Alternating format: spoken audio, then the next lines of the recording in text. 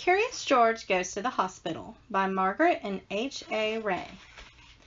This is George. He lived with his best friend, the man with the yellow hat. He was a good little monkey, but he was always curious. Today, George was curious about a big box on the man's desk. What could be in it? George could not resist. He simply had to open it. It was full of funny little pieces of all sorts of shapes and all sorts of colors. George took one out. It looked like a piece of candy. Maybe it was candy. Maybe he could eat it. George put the piece in his mouth, and before he knew, he had swallowed it. A while later, the man with the yellow hat came home. "Why, George," he said, "I see you have already opened the box with the jigsaw puzzle. It was supposed to be a surprise for you. Well, let's go to work on it." Finally, the puzzle was finished. Well, almost finished. One piece was missing. The man looked for it everywhere, but he could not find it. "That's strange," he said. "It's a brand new puzzle. Well, it cannot be helped. Maybe we'll find it in the morning. Let's go to bed now, George."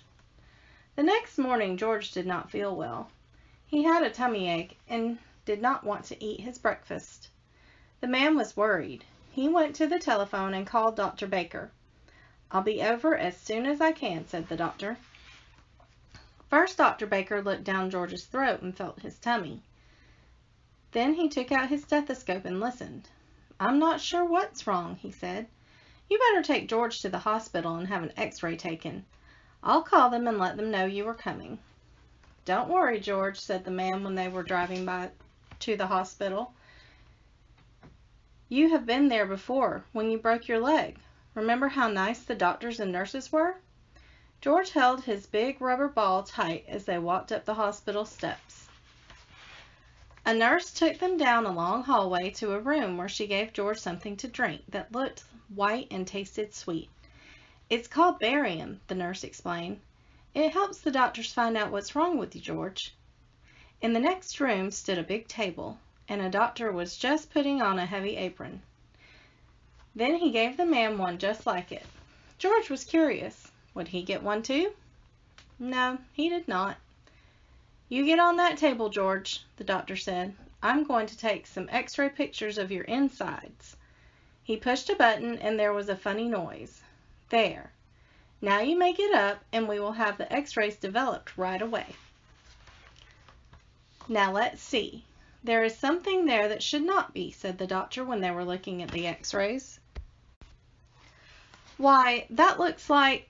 I think that must be the piece that was missing in our jigsaw puzzle yesterday," said the man. "Well, well, well," said the doctor. "At least we know now what is wrong with our little patient. I'll tell Dr. Baker right away. George will have to stay at the hospital for a few days. They'll put a tube down his throat to get the piece out. It's only a small operation. I'll call a nurse and have her take you to the admitting office." Many people were waiting outside the office. George had to wait too. "Look, Betsy," the woman next to him said to her little girl. "There's Curious George." Betsy looked up for a moment, but she did not even smile. Betsy had never been to a hospital before. She was scared. Finally, it was George's turn. A pretty young nurse took him to the next room. My, how many rooms and how many nurses were there? One nurse wrote down a lot of things about George. His name and his address and what was wrong with him. Another nurse put a bracelet around his wrist. "It has your name on it, George," she said, "so that everybody knows who you are." Then the pretty young nurse came back. "My name is Carol," she said. "I'm going to take you to your room now. We call it the children's ward, and put you to bed. There will be lots of children to keep you company." And so it was. There were a lot of children in the room. Some were up and around. Others were in their beds with a doctor or a nurse looking after them. Dave was having a blood transfusion. Steve had his leg bandaged and was sitting in a go-kart. Betsy was in a bed looking sad. George got the bed next to Betsy. George was glad when he was in his bed at last. His tummy was hurting again. The man sat with him for a while. "Now I have to leave you, George," he finally said. "I'll be back first thing in the morning before they take you to the operating room. Nurse Carol will tuck you in when it's time to sleep." Then he left. George just sat there and cried. As he had promised, the man was back early the next morning. The nurses were keeping George very busy.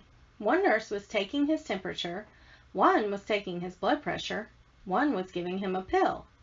"To make you sleepy, George," she said. And one was getting ready to give him a shot.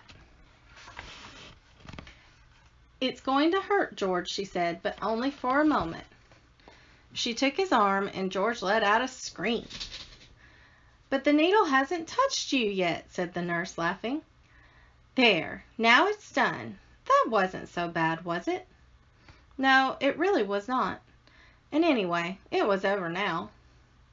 By the time the attendant came with the stretcher to wheel him to the operating room, George was getting sleepy. He tried hard to stay awake. He was curious to see what would happen next.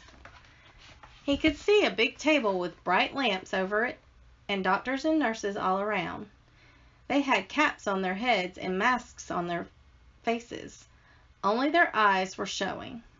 One of the doctors winked at George and patted his head. It was Dr. Baker, who had been to the house when it had all started. He looked funny with his mask on, and then George went fast to sleep. When George woke up, he did not know what had happened. He did not even know where he was. Then he saw Nurse Carol. "It's all done, George," she said. "They've got the piece out. In a day or two you'll be running around again."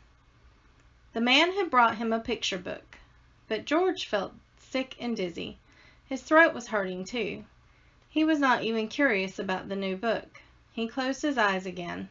"We'll let him sleep," said Nurse Carol. "The more he sleeps, the better." The next morning George felt better. He even ate a dish of ice cream. Dr. Baker came to see him, and the man, of course, came too. Betsy was watching him from time to time. She seemed a little less sad, but she still did not smile. Steve wheeled his go-kart over to George's bed. "Tomorrow I can get up and try to walk," he said. "Boy, I can hardly wait." "I'll take you to the playroom now, George," Nurse Carol said the next morning. "And in the afternoon your friend will come and take you home." The playroom was full of children. A lady was showing Betsy how to use finger paint. There were all sorts of things to play with, even a puppet theater. And that was just the thing for George. He had 4 hands, so he could handle 4 puppets at the same time. George gave a real puppet show, with a dragon, and a clown, and a bear, and a policeman. The children laughed and shouted, and even Betsy, for the first time, smiled a little. There was a TV set in the playroom, and also a record player. George was curious. If he climbed on the record player and turned the switch, would it go round and round like a real merry-go-round? It did. It started slowly, then it went faster and faster, and whoopee! George had lost his balance and was sailing through the air. Luckily, George had landed on a soft cushion. The children cheered, and Betsy smiled again. George was so funny. But then the play lady picked George up. "That's enough for now," she said. "You'd better take a nap before lunch. We have a big day ahead of us. The mayor is coming to visit the hospital today, and later on you will be going home, George." When George woke up, Steve was just taking his first steps. The nurse was helping him, and the children were watching. The go-kart was standing there empty. George was curious. He looked at it. Then he climbed into it. Then he grabbed the wheels, and then, while nobody was looking, he wheeled the go-kart right out of the room. George could make the go-kart go very fast. This was fun! Down the hall he went. By now the nurse had noticed that he was gone and came running after him. "George! George!" she shouted. But George was too excited to listen. He wheeled around the corner and down the ramp to the floor below, where some men were busy pushing lunch carts, and a lot of doctors and nurses were showing the mayor around. George tried to stop, but it was too late. Wham! The go-kart landed right in the middle of everything. Lunch carts tumbled. Spinach and scrambled eggs and strawberry jam were all over the floor. People fell over each other, and George was thrown out of the go-kart and landed right in the mayor's arms. What a mess it was! You broke all my dishes, someone cried. He ruined the go-kart, complained another. What will the mayor think of it, whispered someone else. And so it went. Suddenly, everybody looked up and listened. From above came happy laughter. And there stood Betsy, laughing, laughing, laughing. Then the children joined in. Then the mayor started laughing, and finally everybody just laughed and laughed. Everybody, that is, except George. Betsy came running down the ramp, threw her arms around George, and kissed him. Don't be sad, George, she said. The whole thing was so funny. I never laughed so much in my life. I'm so glad you were in the hospital with me. Now the director of the hospital spoke. I am sorry this happened, Mr. Mayor, he said, but I think we'll just clean up the mess and be done with it. George, he went on, you've made a terrible mess, but you also made our sad little Betsy happy again, and that is more than any of us has done. And now I see your friend has just come to take you home. So goodbye, George, and take good care of yourself. The children crowded around the windows waving goodbye when George and the man with the yellow hat were finally leaving the hospital. As the car was turning into the driveway, Nurse Carol came running after them. Here's a little package with something that belongs to you, George, she called. But don't open it before you are home. George was curious. Well, who would not be? The moment he reached home, he ripped the paper off, tore open the box, and there was the piece of the puzzle that had caused all the trouble. How nice of the doctor to save it for us, said the man with the yellow hat.